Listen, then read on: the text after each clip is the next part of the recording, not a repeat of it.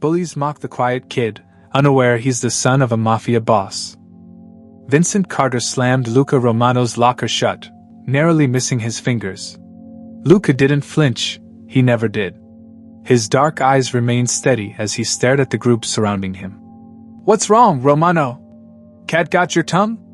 Vincent sneered, his designer jacket and perfectly styled hair screaming of wealth. Behind him, Josh, Eric, and Dylan chuckled on cue like trained pets. Luca simply slid his hands into his pockets and stepped back. Not in fear, but as if avoiding dirt on his shoes. "Nothing to say?" "As usual." Vincent stepped closer. "You know, my father just closed another multi-million-dollar deal yesterday." "What did your dad do? Fix someone's plumbing?" The hallway had grown quiet, other students pretending to be busy while secretly watching the daily ritual. "He probably doesn't even have a father," Dylan chimed in, his polo shirt bearing his family's country club emblem. "Just some immigrant mom cleaning toilets somewhere." Luca's jaw tightened slightly, the only sign he'd heard the insult. His olive-skinned face remained impassive, dark eyes unreadable. "Hey!" Marco Vinucci, Luca's only friend, pushed through the crowd. Unlike Luca's calm demeanor, Marco's face flushed with anger. "Back off, Carter!" Vincent turned, amused. "Well, if it isn't the other half of the poverty duo. Defending your boyfriend, Vinucci? You're such a predictable asshole." Marco spat. "Does Daddy know you need 4 guys to feel brave enough to pick on someone who doesn't even fight back?" The crowd oohed softly. Vincent stepped toward Marco, but Luca placed a hand on his shoulder. "Let it go, Marco," Luca said quietly, his voice carrying a hint of an accent. "It's not worth it." Vincent recovered quickly, shrugging off Luca's hand with disgust. "Listen to your friend, Vinucci. At least one of you knows your place." The bell rang. Vincent gestured to his crew, but not before Eric, accidentally, knocked Luca's books from his hands. "Oops," Eric said with mock sincerity, as they walked away laughing.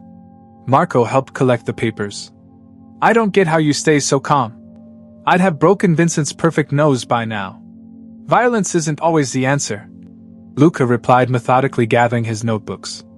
"Sometimes it is," Marco insisted. "The locker vandalism, the rumors, the accidental spills in the cafeteria. You need to stand up for yourself." Luca's lips curved into a faint smile, not of amusement, but something darker. "There are many ways to fight a war, my friend." "What does that mean?" "It means patience is a virtue," Luca replied. "Come on, we'll be late for economics." After school, Vincent and his friends lounged by their expensive cars. Vincent's latest acquisition, a sleek black BMW, gleamed in the afternoon sun. "Look who it is." Josh nodded toward Luca emerging alone. "Walking home again, Romano?" Vincent called out. "Need a ride?" "Oh wait, you'd have to sit on the floor. Wouldn't want to stain my leather seats." Luca continued walking, seemingly deaf to their taunts. Vincent strode toward him, blocking his path. "Hey! I'm talking to you." The others quickly surrounded them. "You think you're better than us? Too good to answer when spoken to?" Luca finally looked up, making direct eye contact with Vincent.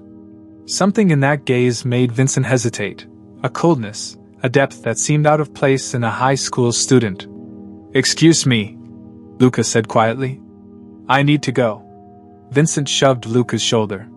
"What's the rush? Got to help Mommy with dinner?" "My mother is dead," Luca stated flatly. Even Vincent seemed thrown off balance, but recovered quickly. "Well, that explains why you're so messed up. No woman's touching your life. Bet your dad's some loser who—" "My father," Luca interrupted, his voice suddenly carrying an edge, "is a businessman." Vincent wasn't deterred. "A businessman," he mimicked with air quotes. "What, does he sell drugs on the corner?" "My father owns half the real estate in the city. Whatever your old man does, he's nothing compared to Charles Carter." Luca's expression shifted to something resembling pity. "You seem very proud of your father's accomplishments. Interesting that you have none of your own to speak of." Vincent's face reddened. "You don't know anything about me." "I know enough," Luca replied calmly. I know you hide behind your father's name and money. I know you surround yourself with people who fear rather than respect you. And I know that you are making a very serious mistake. A black Mercedes with tinted windows pulled up. The driver's window revealed a man in a suit and sunglasses who nodded once toward Luca. "Excuse me," Luca said, stepping around Vincent. "My ride is here." "This isn't over, Romano," Vincent called after him. Luca paused at the car door, looking back. "Actually, Vincent, it's just beginning." The Mercedes pulled away smoothly, leaving them staring in confused silence. "Since when does Romano get picked up in a car like that?" Eric asked. Vincent kicked at the ground. "Who cares? Probably borrowed. Or stolen." "I don't know," Dylan said hesitantly. "The way he looked at you, it was kind of... Kind of what?" Vincent snapped. "He's a nobody. His whole mysterious quiet guy act is pathetic." "You know what?" Vincent's expression darkened as he pulled out his phone. "I think it's time we showed Romano exactly what happens to nobodies who don't know their place." None of them noticed the black sedan parked across the street, or the man inside taking photos with a telephoto lens. In the Mercedes, Luca's phone buzzed with a text from Marco. "You okay? Those jerks gone too far this time?" Luca typed a simple reply. "They're digging their own graves." He closed his eyes, his father's words echoing. "Patience, mio figlio. In our world, revenge is a dish best prepared meticulously and served when they least expect it. You have to react eventually," Marco whispered during lunch the next day. 3 tables away, Vincent and his crew were loudly discussing their weekend plans at Vincent's lake house, making sure Luca could hear every detail of the luxury he'd never experienced. Luca took a bite of his sandwich, chewing methodically. "I am reacting, Marco. Just not how they expect." "What does that even mean?" Marco leaned closer, frustrated. "Yesterday they spray-painted charity case on your locker. This morning they replaced your history presentation with porn images. The whole class laughed. Except Mrs. Bennett, who gave Vincent detention." Luca pointed out, the faintest smile playing on his lips. "That's nothing. A single detention when he should be suspended." Marco's voice rose slightly, drawing glances from nearby tables. Luca placed a calming hand on Marco's arm. "They're digging their own graves, Marco. I've set things in motion." Marco studied his friend's face, searching for any hint of what he meant. "You keep saying that. What exactly are you planning?" Instead of answering, Luca checked his watch, a simple but elegant timepiece that Marco had never seen before. "I need to make a call. Save my seat." As Luca walked out of the cafeteria, Vincent's foot shot out, nearly tripping him. Luca sidestepped it with surprising grace, never breaking stride. Vincent's smirk faltered momentarily. Outside, Luca ducked into an empty stairwell and dialed a number from memory. "Is it done?" he asked in fluent Italian. "Yes, Don Romano's son," the voice replied respectfully. "The anonymous tip was delivered to both the FBI and Mr. Carter's board of directors this morning. And the evidence? In place. The investigators will find exactly what they need." "Good." Luca ended the call and slipped the phone back into his pocket, his expression unchanged. In his corner office overlooking the city skyline, Charles Carter scowled at the envelope on his desk. Inside was a simple typed note. "Your company's offshore accounts in the Cayman Islands have been compromised. This is a friendly warning." Charles crumpled the note and tossed it in the trash. The third anonymous message this week, clearly competitors trying to rattle him before the Johnson merger. His assistant buzzed. "Sir, there's an Agent Wilson from the FBI here to see you. He says it's urgent." Charles straightened his tie. "Probably just a routine inquiry about one of their clients." "Send him in. You can't keep letting them walk all over you," Marco insisted as they walked home after school. Vincent's BMW had roared past them minutes earlier, the occupants shouting insults out the window. "I'm not letting them do anything," Luca replied calmly. "I'm allowing them the rope they need." "To hang themselves?" Marco shook his head. "This isn't one of your father's old country sayings, Luca. This is real life." Luca stopped walking. You have no idea what my father's sayings are about. Something in his tone made Marco pause. You never talk about your family, Luca. 4 years of friendship, and all I know is your mom died when you were young, and your dad is some kind of businessman who's never around. He's around more than you think, Luca said softly. Marco was about to press further when a sleek black Audi pulled alongside them. The window lowered to reveal a hard-faced man in his 40s. Mr. Romano wishes to see you, sir, he said to Luca.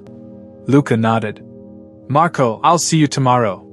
Wait, is that just a family associate?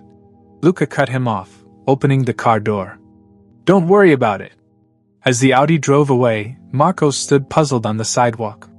Something wasn't adding up about his quiet friend.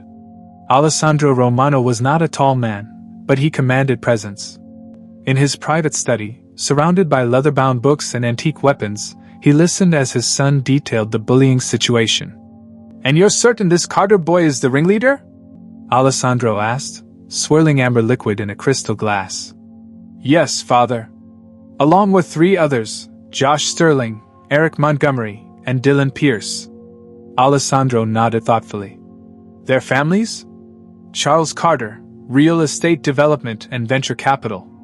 Sterling's father is CFO at Meridian Bank.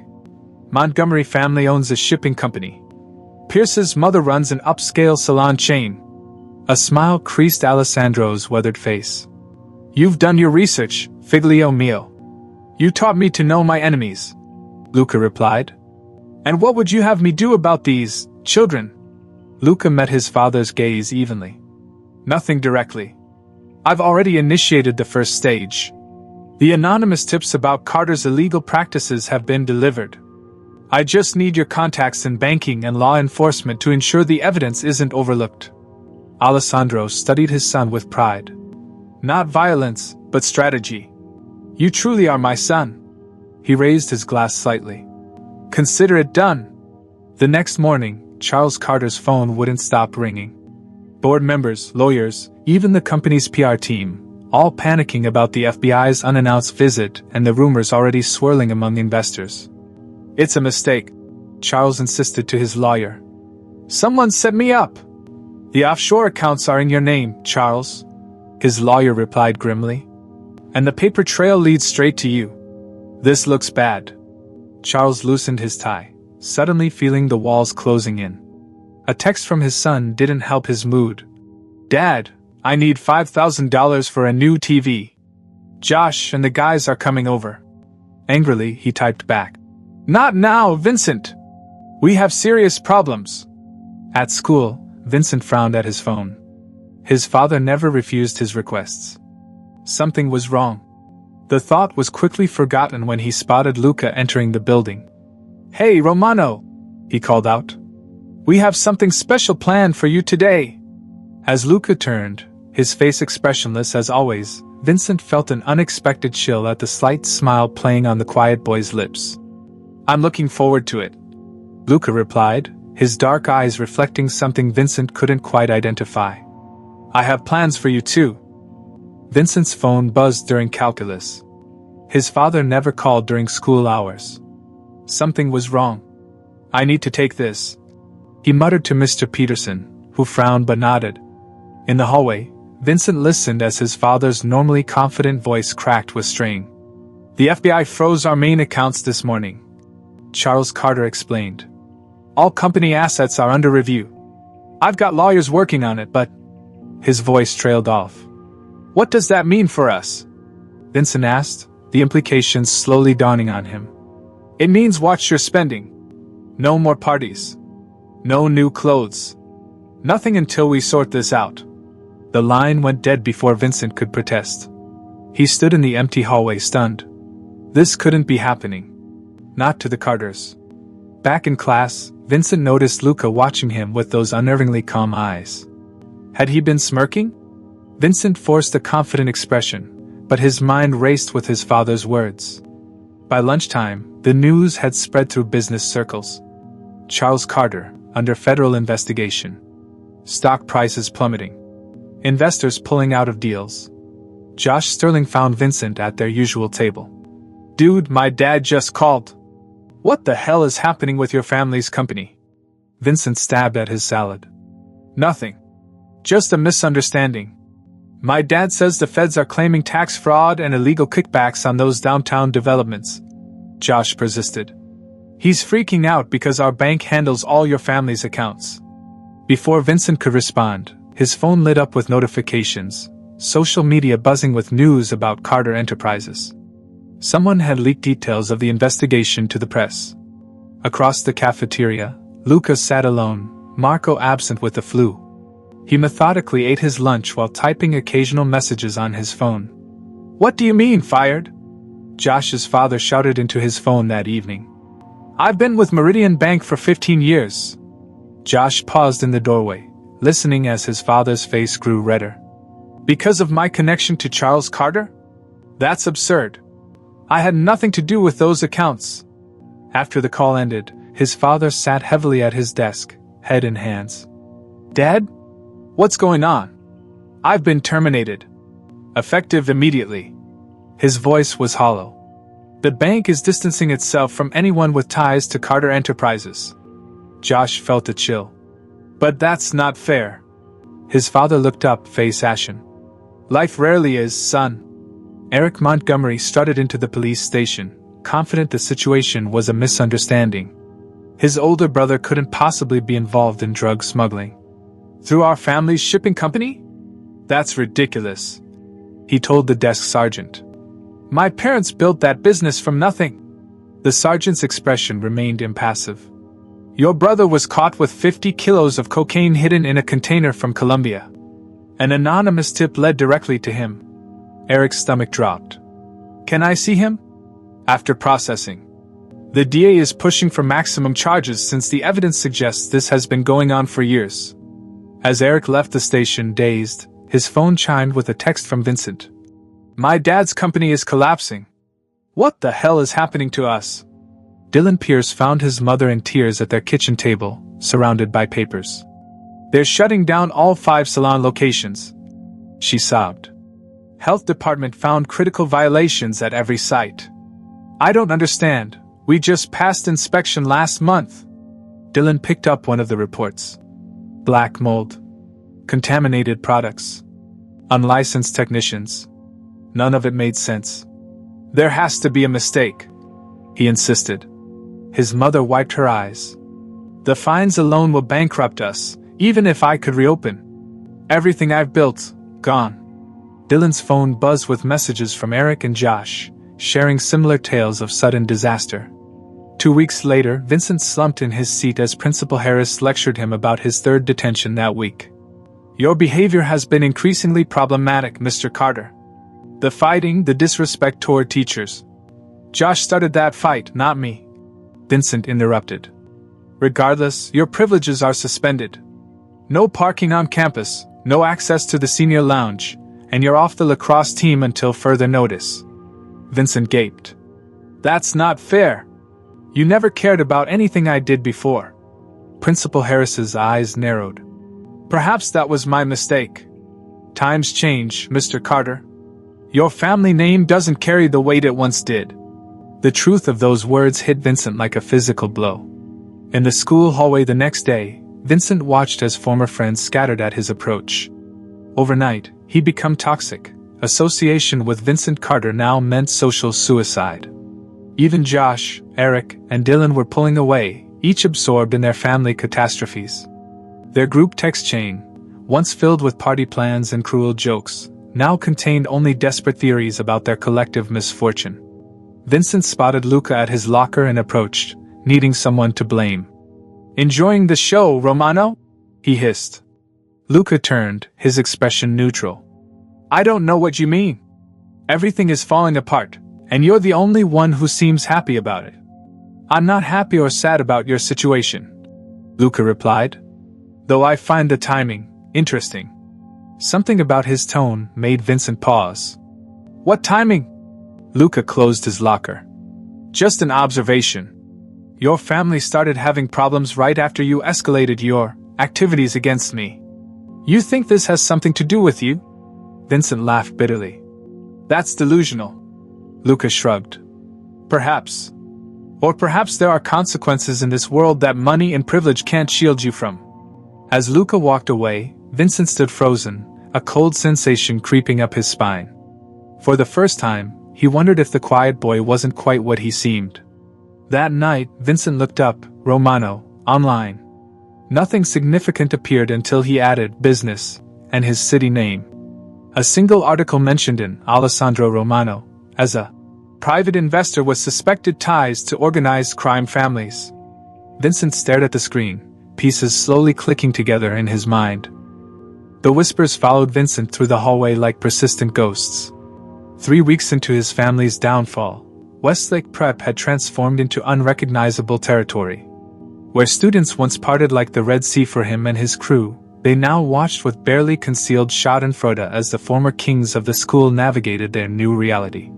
"Did you hear? Vincent's family might lose their house," a sophomore whispered too loudly to her friend as he passed. "I heard they're selling their cars," another added. Vincent kept his eyes forward, jaw clenched. His designer clothes, now unwashed because their housekeeper had been let go, hung on his frame like expensive armor against the changing tide. At the entrance to AP Literature, Mrs. Kensington stood waiting. "Mr. Carter, a word before class." Vincent braced himself. Every teacher interaction now carried the sting of newly enforced rules. "Your essay was subpar," she said, handing him a paper marked with a glaring D-. "Resubmit by Friday or it's a failing grade." "But I've always what? Submitted mediocre work and received unearned grades." Her eyes were flint. "Those days are over, Mr. Carter. Merit matters in my classroom." Vincent took the paper, speechless. For years, a charming smile and his father's generous donations to the school's library had guaranteed him a comfortable B+ in every class. Inside, he slumped into his seat, noticing Luca already at his desk, immaculate as always despite his supposed modest means. Vincent's suspicions about the Romano family had grown obsessive over the past week, but concrete information remained elusive. In the administrative offices, Headmaster Phillips reviewed the disciplinary reports with Vice Principal Chambers. "The Carter boy and his friends have accumulated more demerits in 3 weeks than the previous 3 years combined," Chambers noted. Phillips nodded. "And with Charles Carter's legal troubles, there will be no more special consideration for his son. Should we be concerned about repercussions from the family?" Phillips gave a humorless laugh. "The Carters are finished in this town. It's the Romano family I wouldn't cross." Chambers looked up sharply. "Romano? The quiet transfer student? His father visited last week to discuss Luca's academic progress." Phillips lowered his voice. "Arrived with 3 security personnel and left a $10,000 donation for the science lab. Cash. You don't think?" "I think," Phillips interrupted carefully, "that we should ensure young Mr. Romano receives the quality education his father is paying for, and that certain troublemakers don't interfere with any student's learning experience." The cafeteria had become a battlefield of shifting alliances. Vincent and his diminished crew sat at a small table in the corner, their prime center location now occupied by the debate team. "This is insane," Dylan muttered, picking at food he'd brought from home since his mother could no longer afford the school's meal plan. "Last month the soccer team begged us to attend their party. Now they're pretending we don't exist. My lab partner requested a reassignment," Eric added bitterly. "Said association with me might compromise the integrity of their college applications." Josh remained silent, staring at his phone. His family's situation had deteriorated fastest, his father unable to secure new employment due to the banking scandal. "We need to stick together," Vincent insisted, though his voice lacked conviction. Across the cafeteria, Luca sat surrounded by students who'd previously ignored him. Marco watched with bemusement as 3 girls from the volleyball team laughed at something Luca said, his friend suddenly popular despite doing nothing to court the attention. "What's happening?" Marco asked when the girls left. "Since when do you have fans?" Luca shrugged. "People sense changing power structures. They're adapting." "Power structures?" Marco snorted. "This isn't one of your father's business deals." Luca's smile was enigmatic. "Isn't it though?" The final humiliation came during Thursday's assembly. Dean Foster addressed the student body about upcoming semester expectations. Additionally, she continued after covering academic requirements. The administration is implementing stricter enforcement of our code of conduct. Bullying, harassment, and destruction of school property will result in immediate suspension. Her eyes found Vincent in the crowd. Past behavior that may have been overlooked will no longer be tolerated. Westlake Prep stands for excellence in character as well as academics. The message couldn't have been clearer. The staff, once willfully blind to Vincent and his friends' behavior, had found their moral compass now that the Carter name carried no weight. After the assembly, Coach Miller pulled Vincent aside. "Carter, you're benched for Friday's game." "What? Why?" "Your grades, your attitude, take your pick." The coach sighed. "Look, I know you're going through something, but actions have consequences." Vincent watched him walk away, those words echoing strangely in his head. Actions have consequences. The exact phrase Luca had used weeks ago. That afternoon, Vincent found Fallen King spray-painted on his locker, the same locker where he'd once directed similar vandalism against Luca. When he reported it to the administration, he received only a form to fill out. "We'll investigate when resources permit," the secretary told him without looking up. In the bathroom, Vincent splashed water on his face, fighting back unfamiliar tears of frustration. The door opened, and Vincent straightened immediately, maintaining his facade. Luca entered, stopping briefly when he saw Vincent. Their eyes met in the mirror. "Enjoying your handiwork, Romano?" Vincent asked, voice raw. "I didn't vandalize your locker," Luca replied simply. "Not talking about the locker." Vincent turned to face him directly. "This is all connected to you somehow." "I know it." Luca dried his hands meticulously. "Perhaps the universe has a sense of balance." "Balance?" Vincent laughed harshly. "My father might go to prison. Josh's family is moving in with relatives. Eric's brother faces 20 years. Dylan's mother lost everything. And how many lives did you damage before facing consequences of your own?" Luca asked quietly. "How many students changed schools? Developed anxiety? Questioned their worth because of your cruelty?" The truth of those words landed like physical blows. For the first time, Vincent had no retort. Luca adjusted his tie in the mirror. "Everything in this world comes full circle, Vincent. Remember that." Vincent sat in his bedroom staring at the walls now stripped of expensive artwork and sports memorabilia, casualties of his family's desperate attempt to liquidate assets. Outside, a real estate agent showed potential buyers the sprawling property that had been his home since birth. Rain tapped against the window as Vincent connected final dots in the bizarre conspiracy he'd been mapping on a notebook. Every catastrophe that had befallen his family and friends traced back to the same starting point: the escalation of bullying against Luca Romano. His phone buzzed, a group text from Josh sent from his aunt's basement where his family now lived. "Someone just bought my dad's car at auction for 1/4 its value. Guess who? A corporation owned by Alessandra Holdings." Vincent's hands trembled as he Googled the name. Alessandra Holdings. A private investment firm with a single named partner, Alessandro Romano. Not a coincidence. Confirmation. Vincent's scattered research into the Romano family had yielded disturbing fragments, whispers of old-world connections, businesses that operated largely in cash, and a network of loyal associates across the city's infrastructure, police, banking. He dialed Josh. "I've figured it out. It's Romano, not Luca, his father." "What are you talking about?" Josh sounded exhausted. "The quiet kid we've been tormenting? His father is Alessandro Romano. I think he's connected. Like organized crime connected." A long silence followed. "That's insane," Josh finally said, but without conviction. "Is it? How else do you explain everything falling apart at exactly the same time? The anonymous tips, the evidence appearing out of nowhere, the way the school administration suddenly turned against us?" Another call beeped in. "Eric." Vincent added him to the conversation.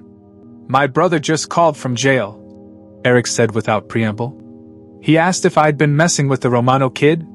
Said the guys who set him up mentioned it during the bust." The three fell silent, the implications sinking in. "We need to talk to Luca," Vincent finally said. "Tomorrow." The opportunity came during lunch the following day. For once, Luca sat alone, Marco absent with a college visit. Vincent approached solo, having convinced Josh and Eric to watch from a distance. "We need to talk," Vincent said, sliding into the seat across from Luca. Luca continued eating his pasta unperturbed. About how your father is systematically destroying our families." Luca's fork paused midway to his mouth. For the first time, Vincent saw genuine surprise flicker across his face, quickly replaced by composed neutrality. "What did you do to us?" Vincent demanded, voice low enough not to attract attention but intense with desperation. "I did nothing," Luca replied calmly. "I simply endured your harassment while waiting for inevitable consequences. Consequences orchestrated by your family. Your father is Alessandro Romano, isn't he? The same man buying up my family's assets for pennies on the dollar? The same name that made my father turn white when I mentioned it last night?" Luca carefully dabbed his mouth with a napkin. "You targeted me without knowing who I was. That was your first mistake. So you admit it," Vincent hissed. "I admit nothing. But I did warn you." Vincent's composure cracked. "My father could go to prison. Josh's family is homeless. Eric's brother. Your father committed actual crimes," Luca interrupted. "As did Eric's brother. The evidence was always there, waiting to be found. My father simply illuminated existing darkness." Vincent stared, finally understanding the power he'd accidentally challenged. "What do you want? How do we make this stop?" Luca studied him, dark eyes unreadable. "I warned you that day in the parking lot. Now it's too late. There must be something. Perhaps you should ask your father about appropriate channels for such discussions." With that, Luca stood and left Vincent sitting alone, watched by curious eyes throughout the cafeteria, the fallen king publicly dismissed by the quiet boy he'd once tormented. That evening, Charles Carter locked himself in his home office, blinds drawn despite the darkness outside. His phone call lasted precisely 7 minutes. When he emerged, his wife waited anxiously in the hallway. "Well?" she asked. "He's agreed to meet," Charles said hollowly. "Alessandro Romano will see me tomorrow night. And he can fix this? The charges, the frozen accounts?" Charles laughed bitterly. "Romano isn't going to help us. He orchestrated everything." "But why? What did you do to him?" "Not me. Vincent." Charles rubbed his face. "Our son and his friends have apparently been tormenting Romano's son at school." Understanding dawned on Patricia Carter's face. "The quiet Italian boy? That's Alessandro Romano's son?" Charles nodded grimly. "Our son picked the worst possible target." Vincent sat on the stairs, eavesdropping as his father explained to his mother exactly who Alessandro Romano was, his reputation, his connections, his ruthlessness toward enemies. The man Vincent's father had always dismissively called new money with old country tactics was revealed as something far more dangerous, a power broker who operated in shadows, using legitimate businesses to shield less savory enterprises. The doorbell rang, making them all jump. Patricia opened it to find a neatly folded note on the doorstep, delivered by a black sedan already disappearing down the street. Charles read it, face ashen. He handed it to Vincent without a word. The expensive stationery contained a single line of elegant script. "Your son should have known who he was dealing with." Vincent remembered Luca's words from weeks ago. "They're digging their own graves." Only now did he understand. It hadn't been an expression. It had been a promise. The restaurant was empty except for 2 tables, one where Alessandro Romano sat alone, sipping espresso, and the other occupied by 2 men who appeared more statue than human. Charles Carter approached with the desperate dignity of a condemned man seeking reprieve. "Mr. Romano," Charles managed, his custom suit now hanging loose on his frame after weeks of stress-induced weight loss. Alessandro gestured to the chair across from him. "Mr. Carter, your punctuality is appreciated." Charles sat, noting the contrast between his own trembling hands and Romano's perfect composure. Though in his 50s, Alessandro carried himself with the quiet confidence of someone who had never needed to raise his voice to be obeyed. "I understand my son has," Charles began, "been tormenting my only child for the better part of a year." Alessandro finished, his accent subtle but present. "Yes. An unfortunate situation. If there's any way to resolve this." "The situation resolves itself with your family's departure from the city," Alessandro stated matter-of-factly. "My associates have arranged a buyer for your remaining properties. The offer is fair, 20 cents on the dollar. Considering your alternatives, I suggest you accept." Charles stared. "You want us to leave? Just go?" "By the end of the month, yes." Alessandro sipped his espresso. "Your son should have known who he was dealing with." "He's just a boy," Charles pleaded. "Boys make mistakes." Alessandro's dark eyes, so like his son's, hardened. "My Luca was also just a boy when your son made his life miserable. The difference is that my boy showed restraint. He came to me not for vengeance but for justice." "Justice? You've destroyed everything I've built." "No, Mr. Carter. You built your empire on fraud and shortcuts. I merely revealed its foundation of sand." Alessandro placed his cup down. "Your son and his friends targeted mine without provocation, believing him weak because he was quiet. A grave miscalculation." Charles recognized the finality in Romano's voice. There would be no negotiation, no compromise. "What about the others? Sterling, Montgomery, Pierce? Their families have received similar arrangements, appropriate to their circumstances and their children's contributions." Alessandro stood, signaling the end of the meeting. "Your son has received a valuable education, Mr. Carter. The knowledge that appearances deceive, that true power moves quietly, and that actions have consequences. Consider it preparation for his new life, one with significantly fewer privileges." As Charles left, he understood with grim clarity that Alessandro Romano had orchestrated not just financial ruin, but a complete lesson in humility, delivered with surgical precision. 1 month later, Vincent hauled the last box into their modest apartment in a city 300 miles away.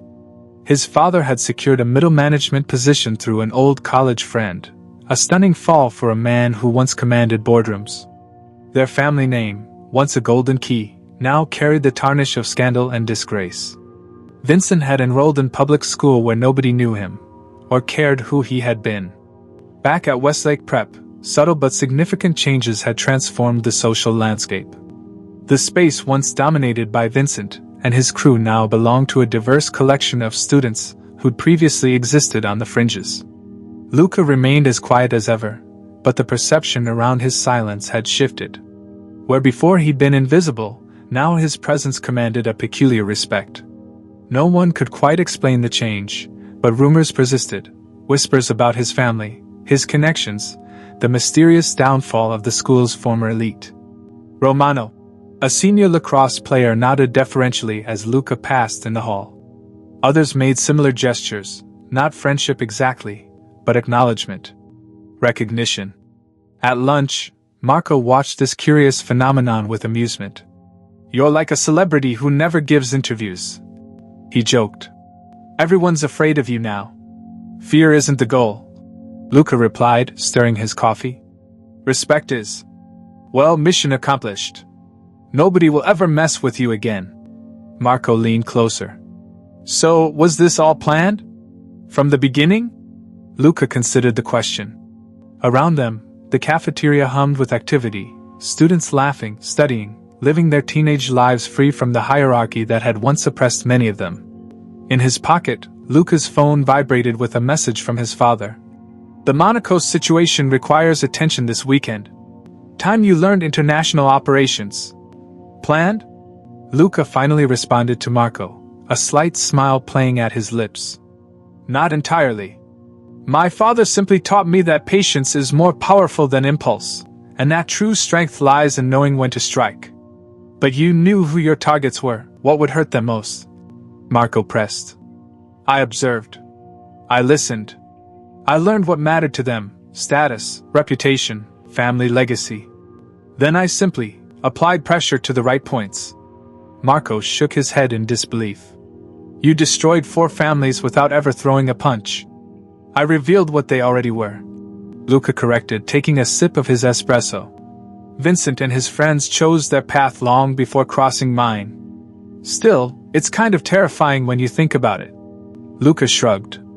My father always says business is about understanding human nature. What motivates people, what they fear, what they're willing to sacrifice. Is that what this was to you? Business? Luca's dark eyes surveyed the cafeteria, the new social order he'd indirectly created. Students who once lived in fear now moved freely. Even the teachers carried themselves differently, no longer bending rules for privileged few. Yes, he said finally, the faintest smile appearing as he set down his cup. It was just business.